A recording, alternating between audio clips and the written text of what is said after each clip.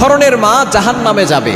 আমরা অনেকেই মনে করি মা মানেই তো জান্নাতি, মায়ের পায়ে নিচে সন্তানের জান্নাত রয়েছে। কিন্তু কিছু মা এমন আছে যারা সন্তানদের প্রতি অবিচার করে, যারা সন্তানদের সাথে এমন ব্যবহার করে যেটা আল্লাহ পাক রব্বুল আলামিন সহ্য করে না। মনে রাখবেন, মা বাবাও যদি সন্তানের প্রতি জুলুম করে তাহলে আল্লাহ পাক রব্বুল আলামিনের বিচার করবেন, কারণ আল্লাহ পাক রব্বুল আলামিন নিজেই তার নিজের উপরে জুলুম করা হারাম করে নিয়েছেন। সুতরাং কিছু মা বাবা এমন আছে যারা সন্তানদের প্রতি জুলুম করে।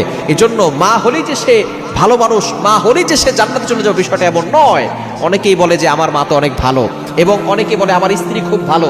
স্ত্রী হওয়াটা ভালো লক্ষণ।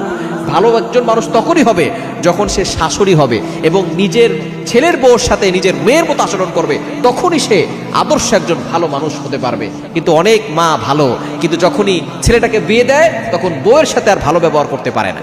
এজন্য ভালো ব্যবহার তখন হবে, আদর্শ মানুষ তখন হবে যখন সে নিজের ছেলের বউর সাথে ভালো ব্যবহার করবে। 3 ধরনের মা। নাম্বার 1, 1 নম্বর হচ্ছে যারা নিজের সংসারের সন্তানদের ভিতরে ঝগড়া লাগিয়ে দেয়। নিজের মা স্বার্থের জন্য আপন ভাই বোনের ভিতরে ঝগড়া লাগিয়ে দেয়। আপন ভাই বোন দেখা যাচ্ছে মায়ের কারণে তারা যুগের পর যুগ ধরে কথা বলে না। এজন্য যেই মা নিজের সন্তানদের ভিতরে ঝগড়া লাগিয়ে দেয় সেই মা জাহান্নামে চলে যাবে। এবং 2 নাম্বার হচ্ছে যেই মা নিজের সন্তানদের অধিকারগুলো দেয় না, হকগুলো দেয় না। সন্তানরাও পিতামাতার হক দিবে এবং মা বাবা যারা আছে তারাও সন্তানদের অধিকারগুলো আদায় করবে। কিন্তু কিছু মা এমন আছে একজন সন্তানের নামে সবকিছু লিখে দিয়েছে, আর একজন সন্তানকে বঞ্চিত করেছে। এই সন্তানের অধিকার যারা দেয় না তারা কিন্তু জাহান্নামে চলে যাবে। এবং 3 নাম্বার, যারা অন্যায়ভাবে বিনা কারণে অভিশাপ দেয়। মনে রাখবেন, নবী সাল্লাল্লাহু আলাইহি ওয়াসাল্লাম জানিয়ে দিয়েছেন, তিনি যখন মেরাজ থেকে এসেছেন, বুখারী শরীফের হাদিস, তখন নবী সাল্লাল্লাহু আলাইহি ওয়াসাল্লাম বলে দিয়েছেন, ইয়া মাশারা নিসা, হে মহিলা সম্প্রদায়, তোমরা তাসাদদাকনা, বেশি বেশি করে সদকা করো। তখন নারীরা জিজ্ঞেস করেছেন, ইয়া রাসূলুল্লাহ, ইয়া হাবিবাল্লাহ, কেন সদকা করব?